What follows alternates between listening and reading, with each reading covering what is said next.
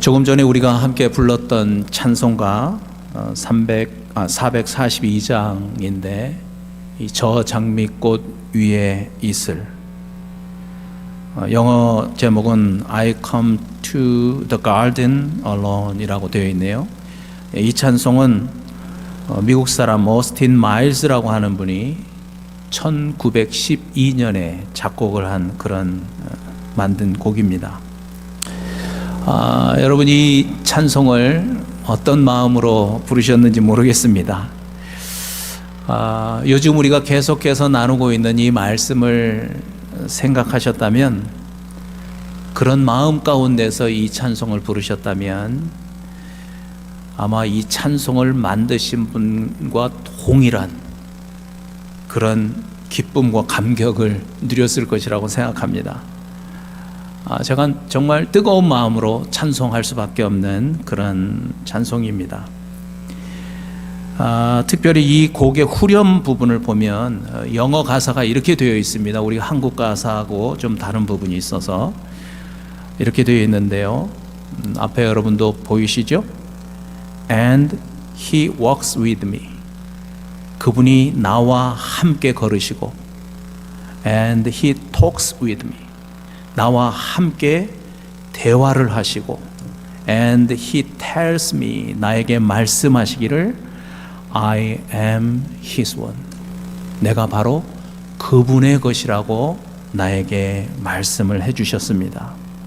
그러면서 And the joy we share as we tarry there. tarry는 stay라고 하는 단어인데, 그곳에 우리가 머물면서 나눈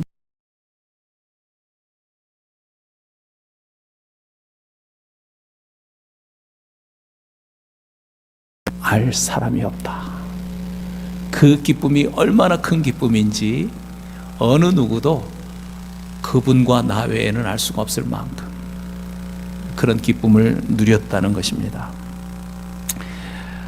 우리가 새해 첫 주부터 하나님과 더 친밀한 교제라고 하는 주제로 지금 계속 말씀을 나누고 있는데, 그 친밀한 교제가 무엇인지 지금 이 찬송 가사 속에, 특별히 이 후렴, 이 속에서 분명히 우리에게 말씀해 주고 있는 것 같습니다.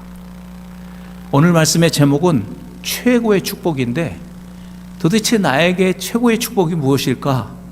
그것도 역시 오늘 이 불렀던 찬송 후렴 속에 들어있는 것 같습니다.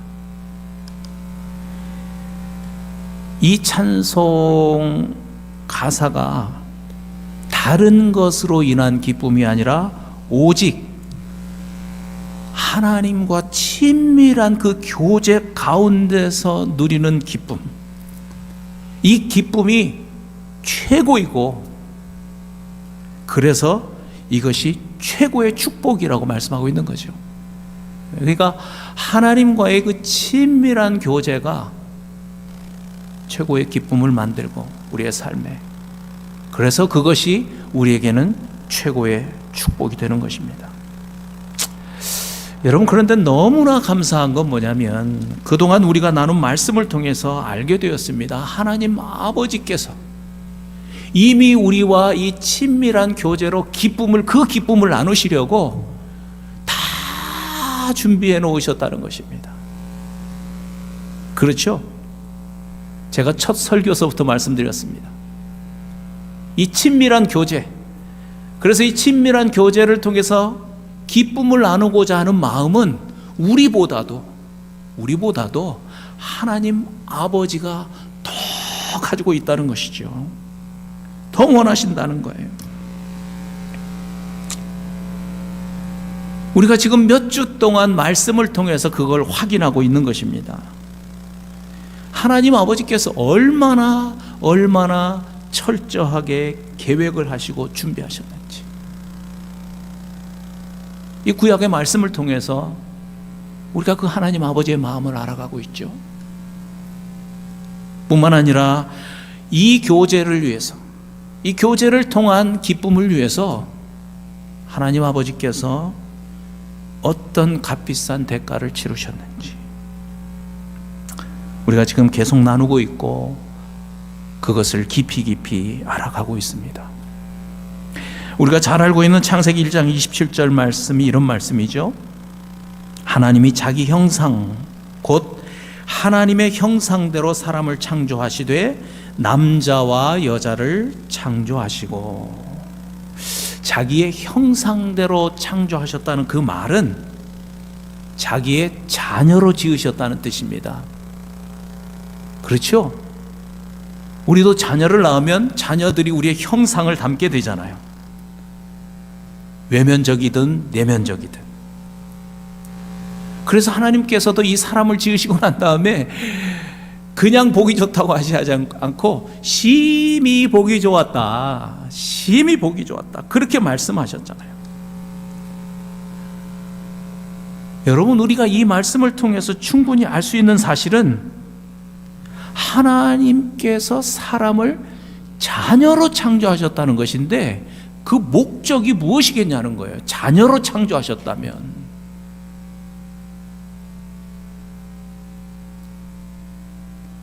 다른 게 없죠. 자녀와 친밀한 관계, 그 친밀한 교제를 통해서 기쁨을 누리기 위해서 자녀로 만드신 것입니다. 우리가 이 말씀에서 이 하나님 아버지의 마음을 알 수 있는 거죠. 그런데 이 자녀가 범죄함으로 인해서 생이별을 할 수밖에 없었던 거죠. 함께 살고 싶어도 살 수 없는 그런 처지가 되고 말았습니다. 그래서 지난주일도 말씀드렸죠. 아담과 하와가 범죄함으로 인해서 일어난 가장 불행한 일은 다른 것이 아니고 하나님 아버지와 교제할 수 있는 그 문이 닫혀버렸다는 것입니다.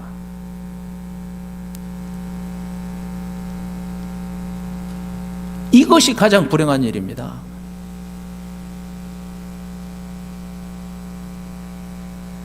그래서 우리가 깨닫게 되는 거예요. 내가 주인된 죄. 그래서 내 인생에 내가 하나님 되어서 사는 것이 얼마나 내 인생의 비참한 결과를 만들고 얼마나 그것이 무서운 일인가 정확하게 깨닫게 되는 거죠.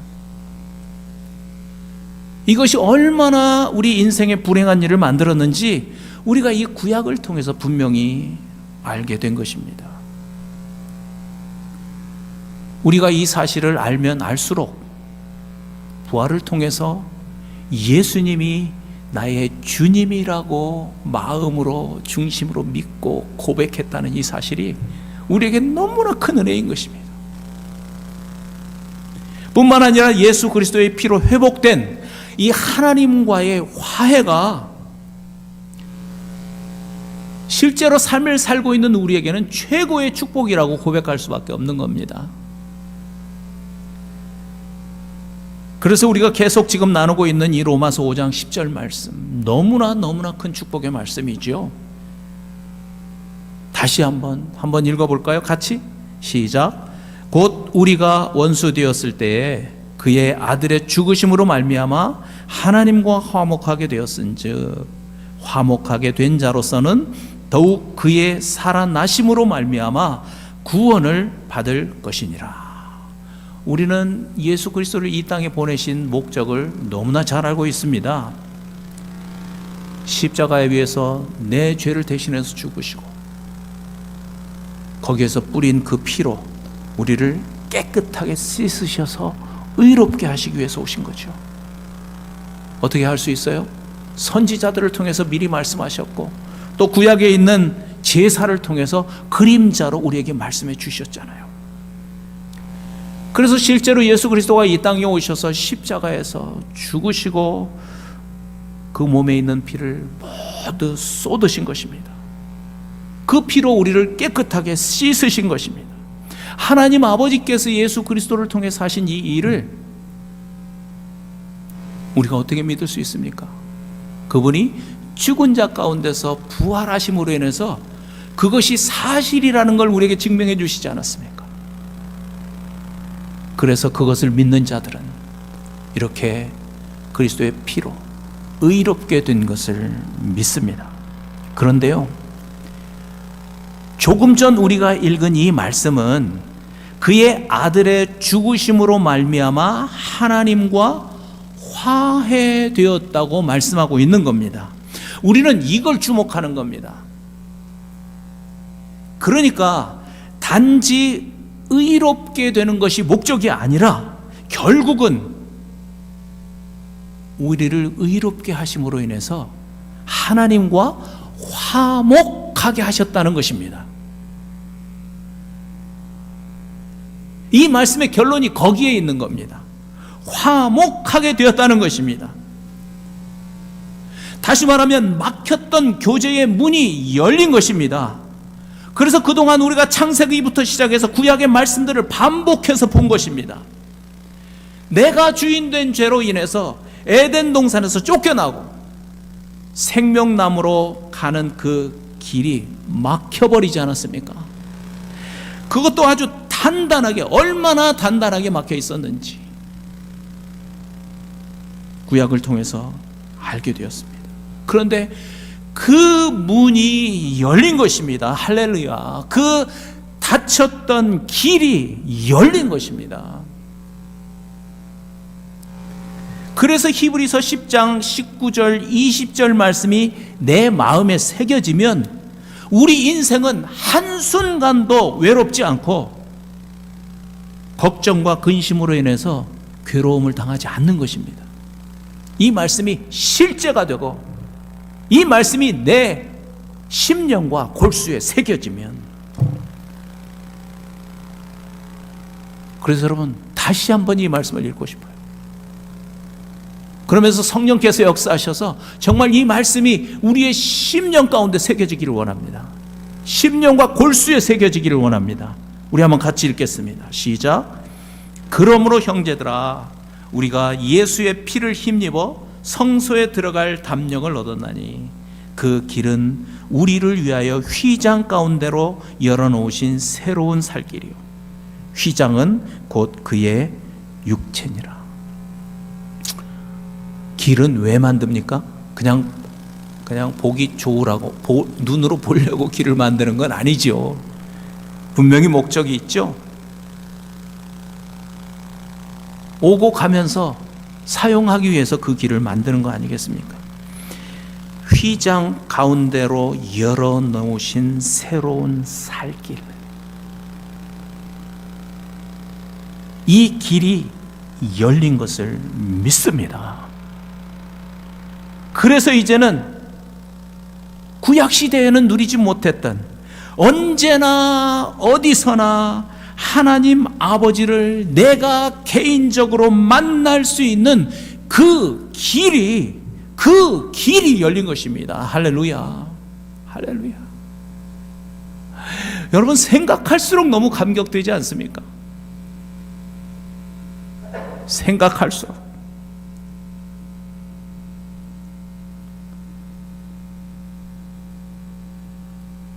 여러분, 이 길을 하루에 몇 번씩이나 오가면서 사용하십니까? 지난 한 주간 동안 이 길을 얼마나 사용하셨습니까? 하루에 몇 번이나 하나님 아버지를 인식하면서 교제 가운데 살았습니까? 우리가 아까 찬송 부른 것처럼 우리 서로 받은 그 기쁨은 알 사람이 없도다. 그 길을 부지런히 오가면서 하나님 아버지와 이 친밀한 교제 속에서 이 기쁨을 얼마나 누리고 살았습니까? 이것이 하나님께서 우리에게 주신 최고의 축복인데 얼마나 누리며 살았습니까? 조금 전에 보았던 창세기 1장 27절 말씀을 통해서도 알 수 있지만, 우리는 단지 죄를 용서받은 것이 아닙니다. 죄를 용서받고 하나님의 형상으로, 즉 하나님의 자녀로 회복된 것을 믿습니다. 하나님의 자녀로 회복된 것입니다. 요한복음 1장 12절 영접하는 자 곧 그 이름을 믿는 자들에게는 하나님의 자녀가 되는 권세를 주셨으니, 이 권세가 도대체 무슨 권세입니까? 많은 것을 얘기할 수 있겠지만 가장 중요한 것은 전능하신 하나님 아버지를 만나서 친밀하게 교제할 수 있는 권세를 우리에게 주신 것을 믿습니다. 바로 이 권세입니다.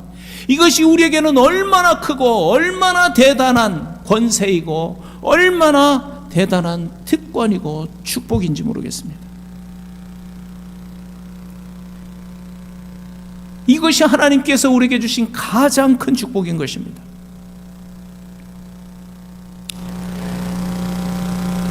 우리가 마태복음 7장 22절 23절 말씀 예전에 많이 했는데요, 그날에 많은 사람이 나더러 이르되 주여 주여 우리가 주의 이름으로 선지자 노릇하며 주의 이름으로 귀신을 쫓아내며 주의 이름으로 많은 권능을 행하지 아니하였나이까 하리니, 그때 내가 그들에게 밝히 말하되 내가 너희를 도무지 알지 못하니 불법을 행하는 자들아 내게서 떠나가라 하리라.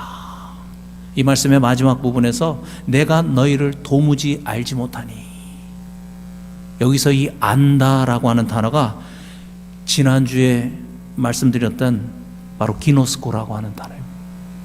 기노스코. 무슨 뜻이라고 그랬죠? 지식적으로 아는 것이 아니고 친밀한 교제 가운데 경험을 통해서 안다, 그런 뜻이라고 그랬습니다. 예수님이 지금 그 단어를 쓰신 것입니다. 선지자 노릇을 하고 주의 이름으로 귀신을 쫓아내고 많은 권능을 행하는 것, 이게 얼마나 사람들의 눈에는 크게 보이겠습니까? 그런데 예수님은 그런 자들을 모른다고 말씀하시는 거예요. 내가 너희를 알지 못한다. 그런데 이 말씀의 정확한 의미는 뭐예요?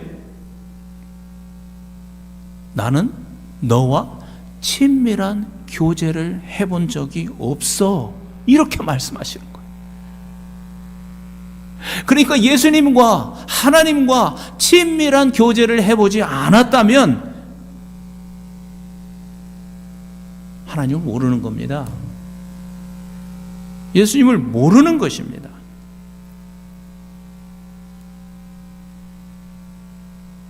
저 자신도 제가 설교를 준비하고 요즘 이 말씀을 나누면서 바로 이런 위험에 빠질 수 있는 사람이구나, 그런 생각을 참 많이 합니다. 많은 사람들이 눈에 보이는 것에 속아가지고 정작 중요한 것을 놓칠 때가 참 많은데, 성경에 보면 그 대표적인 인물들이 누구냐면 바리새인들이죠. 사람들이 보기에는 이 사람들은 너무나 경건하고 너무나 하나님을 잘 섬기는 사람들이었습니다. 구제 많이 하죠. 기도 많이 하죠. 특별히 금식 기도 많이 하죠. 성경적인 지식이 많죠. 물질적으로 하나님을 섬기죠. 시간을 내서 하나님 일 많이 하던 그런 사람들입니다. 그런데 우리가 잘 아는 것처럼 예수님께서 얼마나 그들을 심하게 책망을 하셨습니까? 그죠? 누가복음 11장 42절에 보니까 화 있을진저 너희 바리새인들이여, 너희가 박하와 운향과 모든 채소의 11조를 드리되 공의와 하나님께 대한 사랑은 버렸도다. 그러나 이것도 행하고 저것도 버리지 아니하여야 할지니라.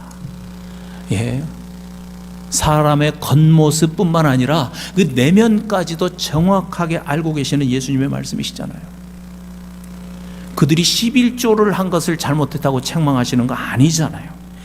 결정적으로 중요한 것이 있는데 그것이 없는 겁니다. 그게 뭐냐면 하나님을 사랑하지 않았다는 거예요.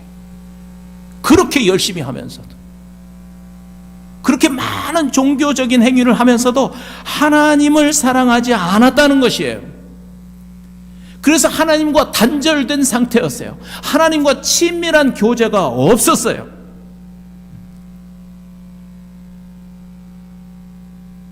그래서 그들의 그 선한 모든 행위들이 하나님과는 전혀 상관이 없는 그런 일들이 되어 버린 것입니다. 여러분, 우리가 이들을 통해서도 너무나 중요한 것을 알게 되죠. 하나님과의 관계 속에서 중요한 게 뭔가, 무엇보다도 중요한 것은 친밀한 교제라는 것입니다. 그것을 위해서 나를 창조하셨기 때문에, 그래서 자녀로 창조하셨다고 말씀하시는 것이죠. 그래서 우리는 다른 것보다도 이 하나님과의 친밀한 교제가 회복될 때 최고의 기쁨을 누리게 되는 겁니다. 왜냐하면 하나님이 그렇게 우리를 만드셨기 때문에 그런 거예요.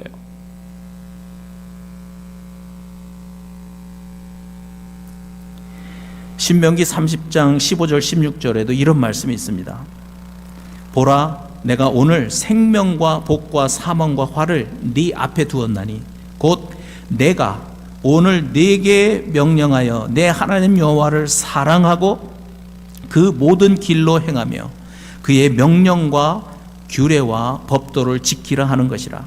그리하면 네가 생존하며 번성할 것이요. 이 말씀을 자세히 보면은요, 그의 명령과 규례와 법도를 지키기 전에 먼저 해야 될 일이 있다는 것을 알 수 있습니다. 그건 뭐죠? 말씀을 다시 보시면 내 하나님 여호와를 사랑하고, 이 말이 먼저 나와 있습니다. 그러니까 먼저 할 일이 있고 나중에 할 일이 있다는 겁니다. 이 순서가 매우 중요하다는 것입니다.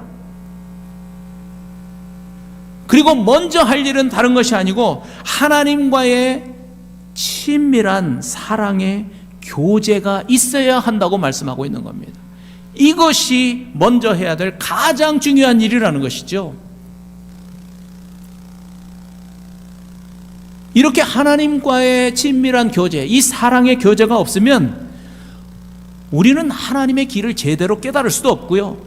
그래서 자기는 열심히 하나님의 말씀에 순종한다고 순종할지 모르지만 제대로 된 순종을 할 수도 없게 되는 거예요. 이 순서가 뒤집어져 버리면 조금 전 말씀드렸던 바리새인들과 같은 그러한 믿음이 되어버리는 것입니다. 바리새인들, 하나님과의 교제보다도 이 명령과 규례를 지키는 일에 중심을 두었던 사람들입니다.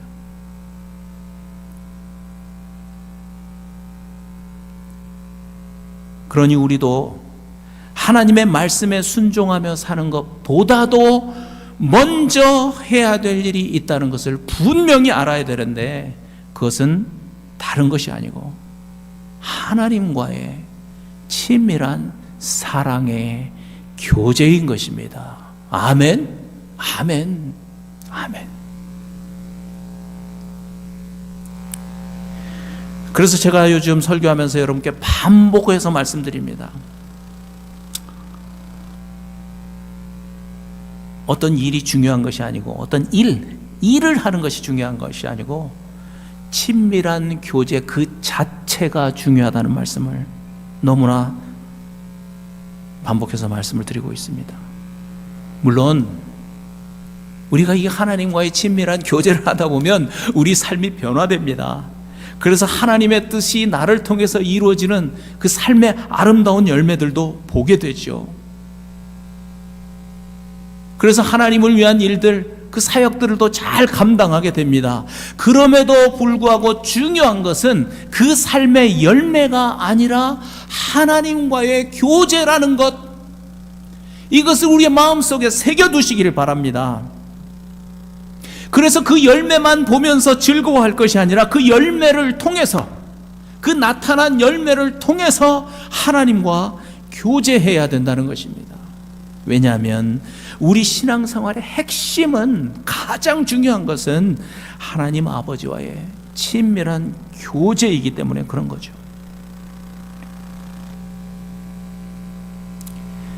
우리가 이렇게 하나님과 친밀한 교제를 계속하게 되면 하나님과의 관계도 막 더 든든해지겠죠. 그래서 삶의 열매도 계속해서, 이게 중요한 거죠. 계속해서 풍성하게 맺히는 겁니다. 그러나 어느 날 열매에 집중하다 보면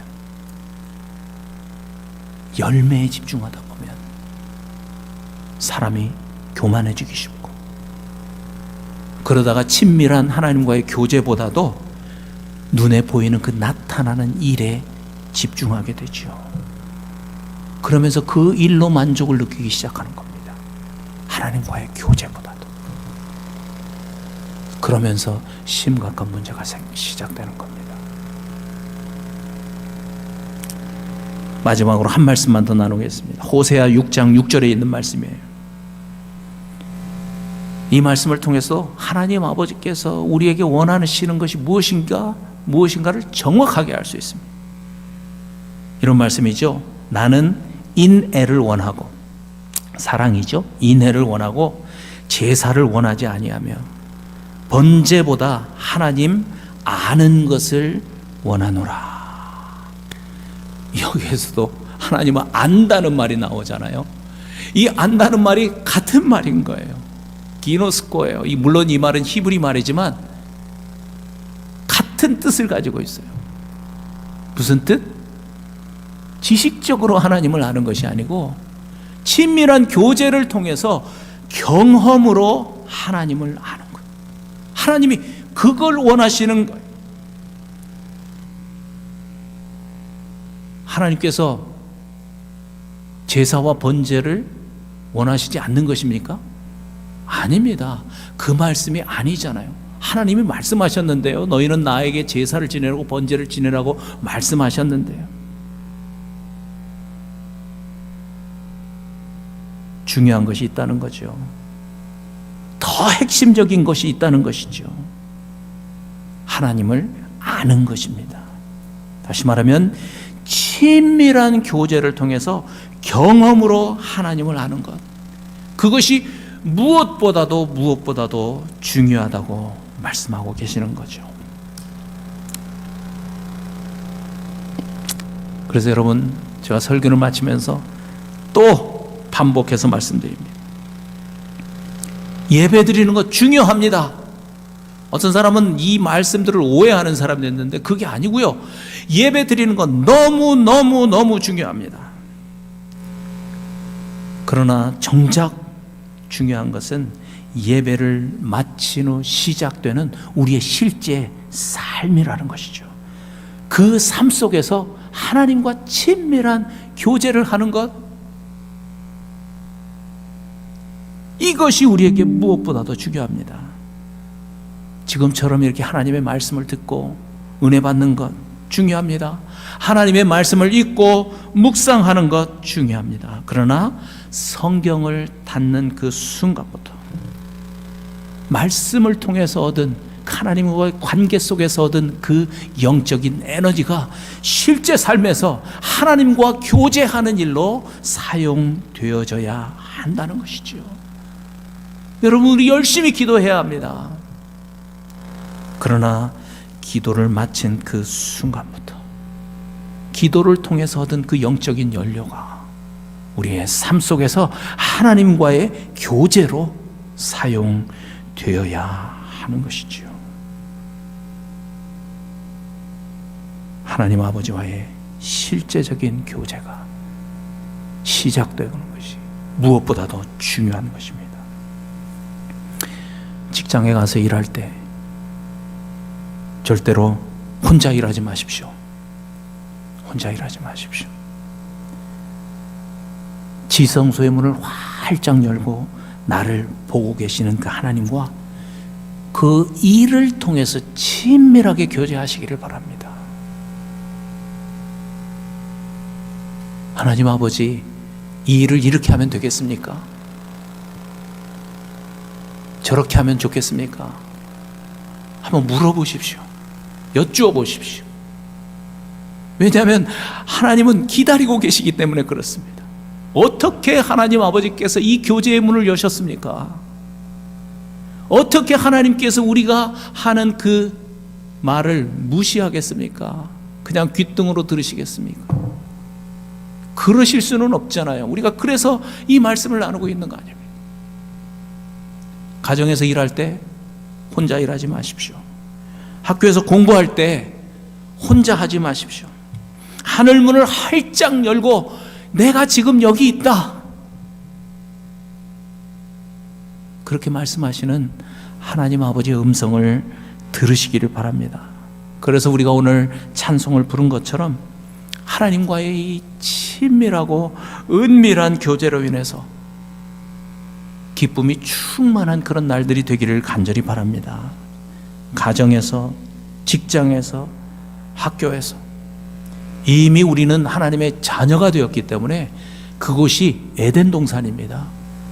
낙원이 회복된 것입니다. 하나님과의 관계가 회복된 곳이 바로 에덴입니다.